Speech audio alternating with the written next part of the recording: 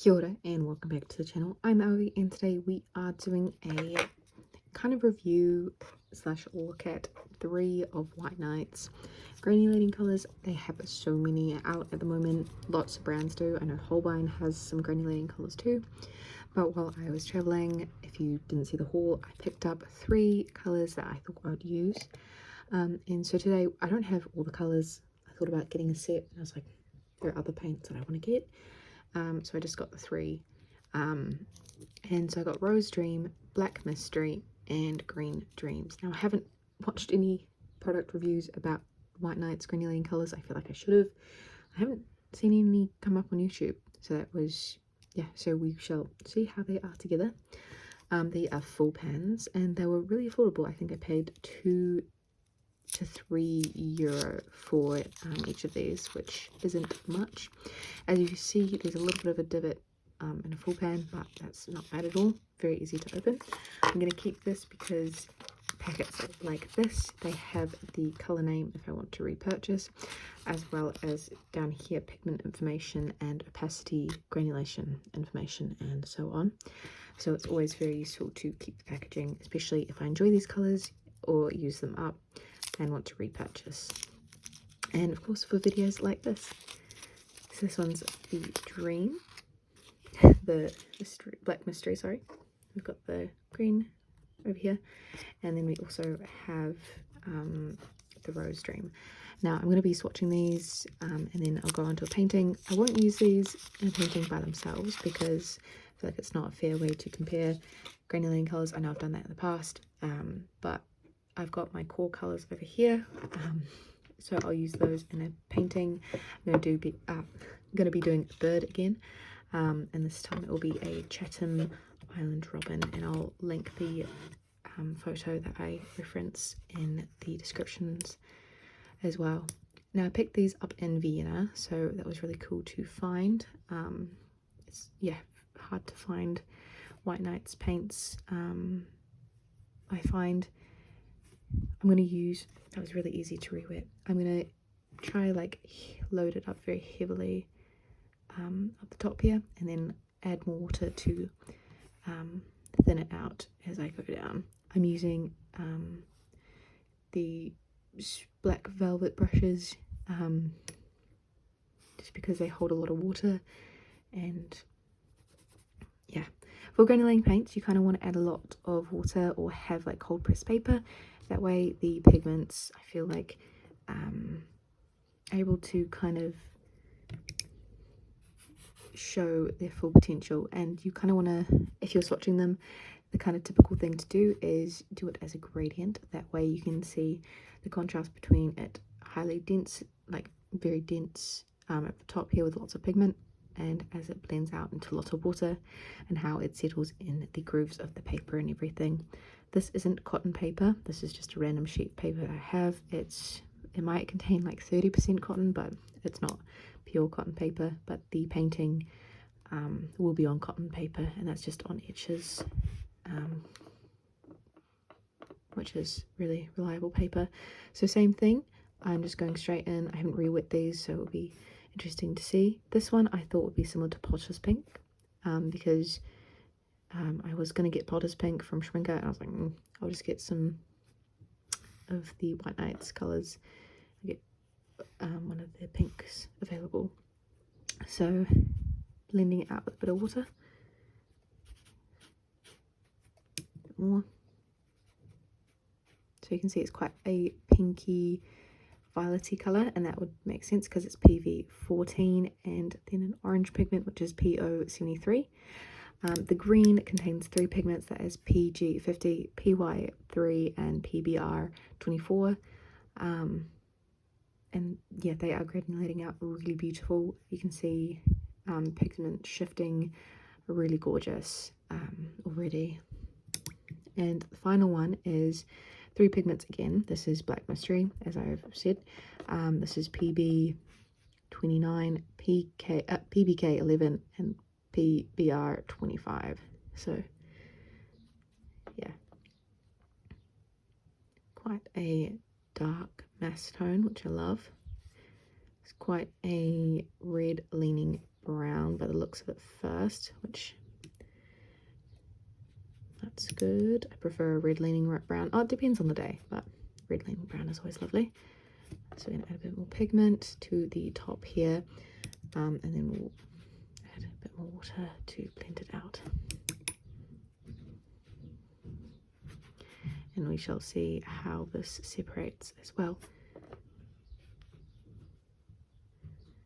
Nope. My bad. And so I shall let these settles. I'm going to move this over to the side, and as this dries, I will begin the painting for you guys to look at. And then once this is dry, I can show you how yeah, they dry down and the pigments separate and stuff. But you can see these are very heavily granulating compared to some of the colors I've shown on the channel, and you can kind of tell because these very large particles kind of shifting and separating. That's a very bad explanation, but that's okay.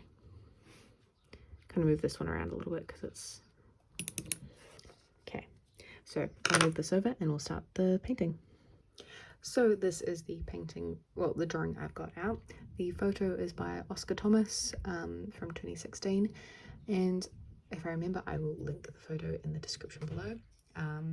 So yeah, I guess I'll get started. I like to start by the background, so I'll grab some of that beautiful green that we've just been introduced to, and maybe a little bit, I'll move that over so I can see the colours. So with the green, maybe a bit of ultramarine. Kind of want it to be quite a bright background. And I know this like by the looks it separates out to be quite a yellow leaning green. So I could honestly just use this for most of the background. This paper isn't as textured, but since these are quite heavily granulating paints, it should come up quite well still. So we shall just see. So I think I said, but these are Chatham Island. This is a Chatham Island black robin, and they are really cute little birds you can find around the islands near New Zealand, and they are critically endangered, but the population has risen since I think the 1900s was when things were going pretty pear-shaped for them, as cats and stoats and stuff had made it to the islands, and I think at some point there was only about 19 of them. I'll double check my facts here. 18, sorry, slightly off. And so ever since then, like conservation efforts, were made to protect them and look after them and make some of the islands pest-free. New Zealand has a really good conservation scene, so we're able to make the islands pest-free for them to begin to stabilize the population. A lot of breeding programs as well. So I think there are about 350 now, and I think 2025. So those are the most recent records of the population numbers, which is insane improvement. Of course, that does mean the genetic pool is quite limited, as there weren't many back in the day, but still insane. So I think they're very vulnerable to disease. But it is awesome to see such success rates with the population growth from them. By the way, the information about these guys, I just looked on the New Zealand Department of Conservation, so DOC website, so hopefully I'll remember to link that as well in the description. But they are really good at learning about the different bird species in New Zealand and other animals as well that we've got here, as well as things about hikes and the basically the environment, effort and everything. So I'm mixing a bit of the umber, the new brown, and a bit of sienna, burnt sienna, the new brown, and then ultramarine here to create like a kind of browny color of sorts. And that can be just for the bar. I'm using it very lightly here, trying not to let it touch the green as it's still drying out.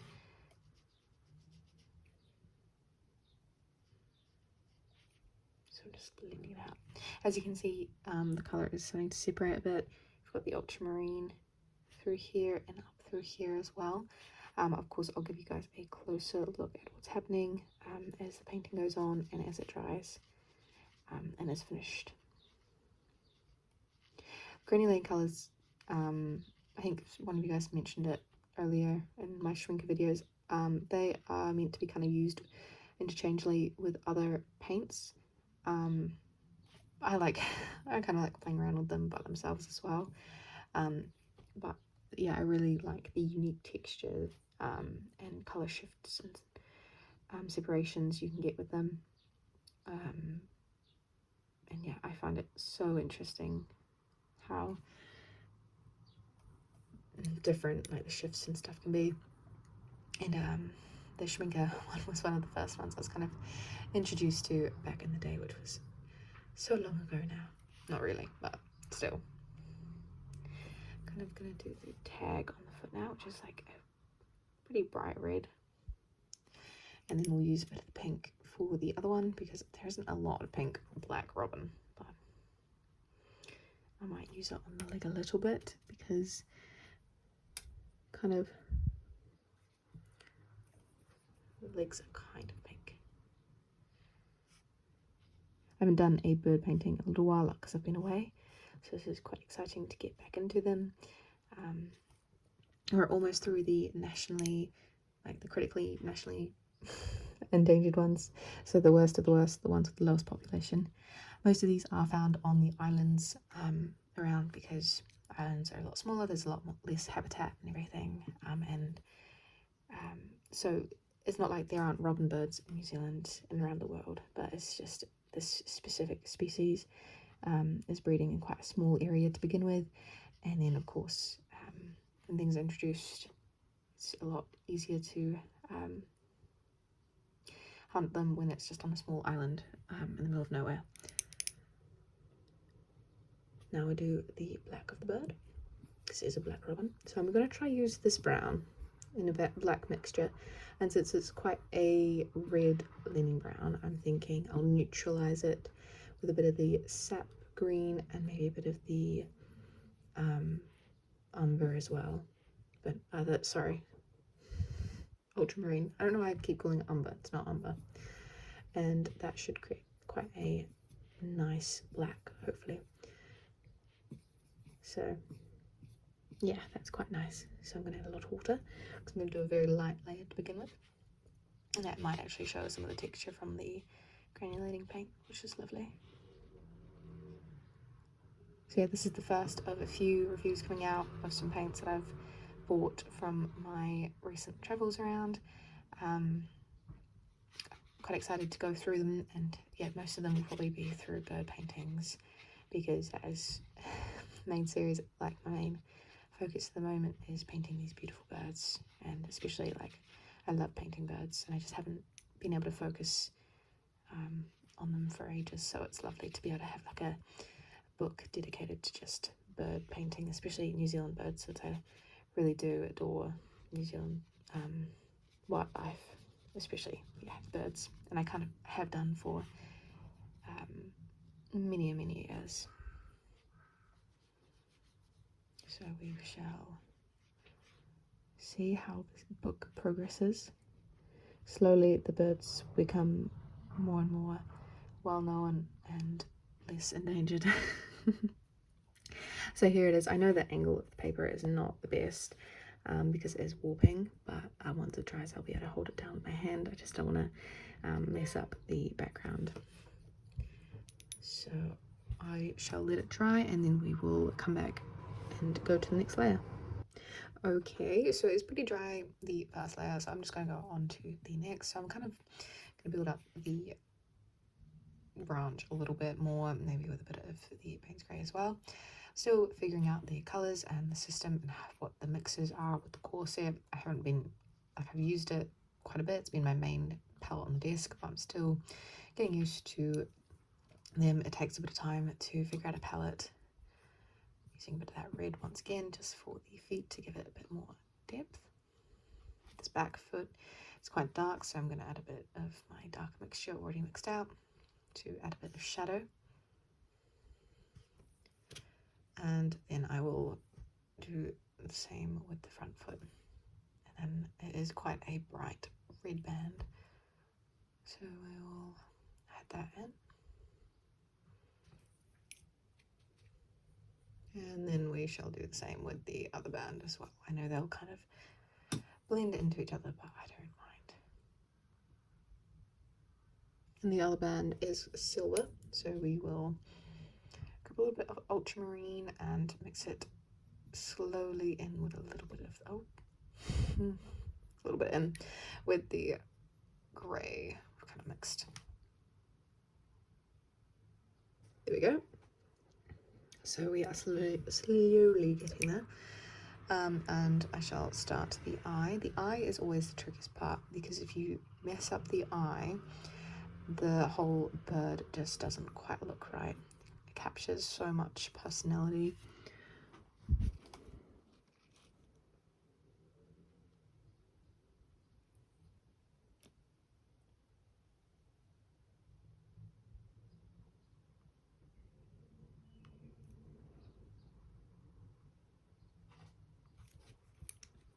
Very concentrated.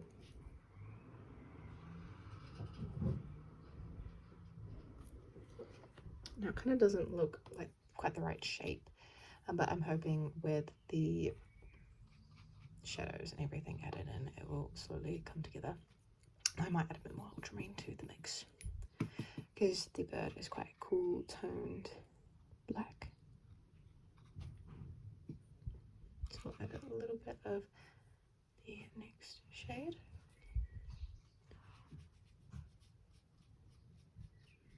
To pretty much the entire bird. Almost the entire bird, but not quite.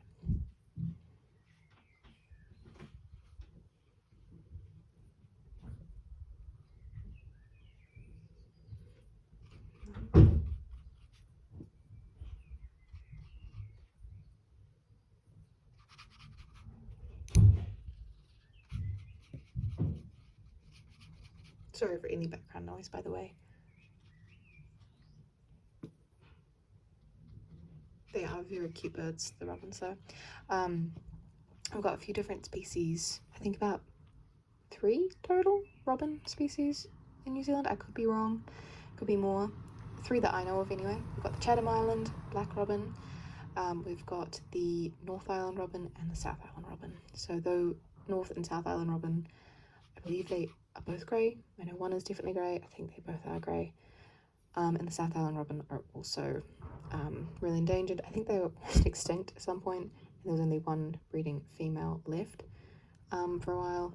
So that was a trying time. I remember hearing on the news that they thought they weren't going to have any more, but thankfully I think they made a recovery as well. And I think they might be higher up on the list when it comes to birds, so I might be painting one of them later on in the list. But since you've last seen me, I've done kakapo, which is one of my favourite birds. They are a giant flightless parrot, and they are nocturnal. They are very strange creatures.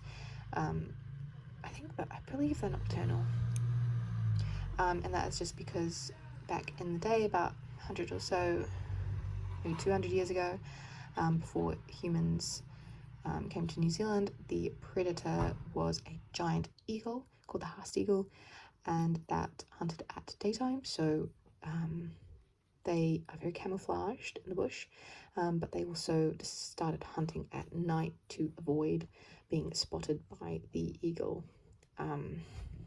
And then I think there's about 230 of them left, and there's a really big deal this year, is that some of them laid some eggs, because they're very old birds. I think they can live up to about 80 years old, but yeah, they don't breed that often. They like really terrible at reproducing. It's like a specific type of, like the bird, like the berries have to be richly fruiting, and it's like a whole specific circumstance that they'll breed, and even then it's like really not that high of a chance. So it's really cool that we've got some new like kakapo born this year. And then we've got some I did Chatham Island oyster catcher, which is a beautiful bird that you find by the coast, again in the Chatham Islands, so a very small breeding area. Okay, sorry, I like paused it to let the paint dry a bit because I want to build up the layers. Now the thing with granulating colours is that sometimes I don't always want it to granulate, so I'm gonna give it rest for a moment and just build it up a little bit without the paint. I know ultramarine does granulate a bit, but still, in my mind, it's gonna work out fine. I'll add a little bit. I'm kind of creating another black here. This one's slightly darker, and just building that up just a little bit more in the belly.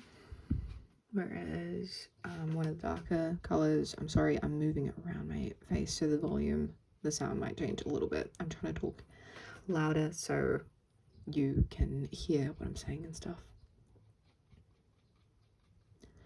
So just building that up a little bit more, especially on the tail here where it's very dark in mastone. So do that, and then on the wing it is also a little bit darker. I'm just using a Winsor & Newton. It's an older one of their brushes with stable here. It holds a great amount of water and it comes to a really beautiful point. I think it is one of my favorite, it is my favorite brush to use when painting birds with watercolor. It's the brush I've been using this entire book so far. I don't know if you can find them anymore, but it's just what I had available and what I find really works for the scale and the subject as well. So sometimes the brush will change how you find, like how much you enjoy painting a certain subject might change depending on your tools.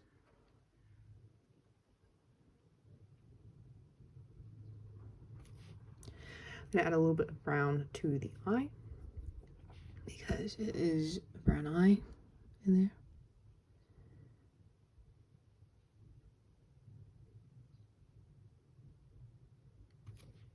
The eye is not quite coming together yet, but that's okay.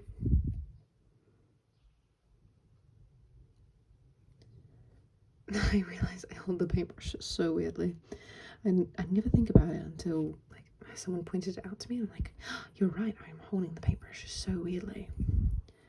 I don't know if I'd be able to paint with it like this. I can try. To really think about it. Be like, how am I holding the brush right now? It doesn't really matter as long as you know, enjoy painting and stuff.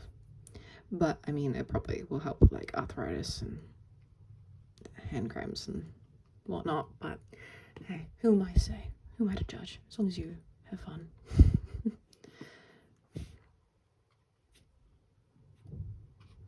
Especially working like with kids that are just like starting to hold their pens and stuff. I'm like, wow, I really am no better. Okay, coming together. Oh, that was too much water. Ew. Just add a little bit more to the belly once again. And it's slowly getting there. I want to add another layer for sure. Just to build it up a little bit more. I will add a little bit of that grey to the log. And hopefully with one more layer, that will be the bird done. So I'll let this dry and we'll come back to finish it off. Okay, so let's finish this off.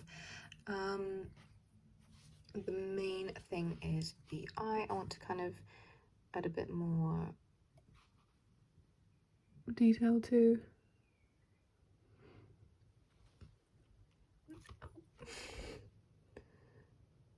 And then, yeah, there's kind of shadows and build those up a bit more is the idea.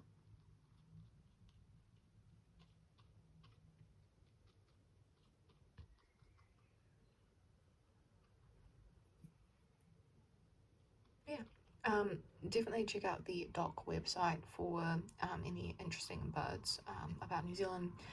If you want to, I've looked on ebird.org for this photograph in particular and some of the other ones that I've used. And yeah, once again, this is by Oscar Thomas, the photograph itself. It can be very hard to find good quality photos, especially of rarer, lesser known birds, so it's awesome to find like a good website. And yeah, such a nice photo of a robin bird as well. So yeah, definitely if you want to try paint along, have a look, see if there's maybe a different pose you'd like to try or anything. I'd love to hear if you give it a go in the comments, and how you find it, or if there are any other birds that you find while looking, they're like, oh, that's a really weird bird, or that's really cool, or that you might paint instead. Yeah, let me know. I love hearing what you guys get up to, especially when it comes to painting. I think I'm pretty happy with that. It's very grey compared to black, but I'm okay with that. Sometimes paintings don't go quite as you wanted them to, and that's okay. I'm still happy with it, and I'm still going to cool it before I overwork it. I'd rather not do that. I'm going to pick up a little bit of the extra paint around the eye, just because I feel like it needs a little bit less around there.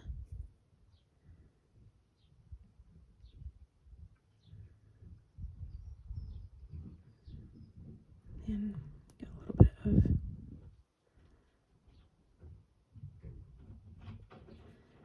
okie dokie. So that is pretty much the bird all done. I hope you guys enjoyed the video. Overall, I know I didn't use these paints all like crazy, like only those 3 paints, but I find they're really lovely. They're so easy to re-wet and really interesting granulation. I'll show you them all pretty much all dry. Over here you can see you've got some really interesting separation in all 3 really, and I think I was very lucky with the 3 colors I picked. They are very lovely, and I think there was such an interesting range. I think you'll find something for whatever you like to paint.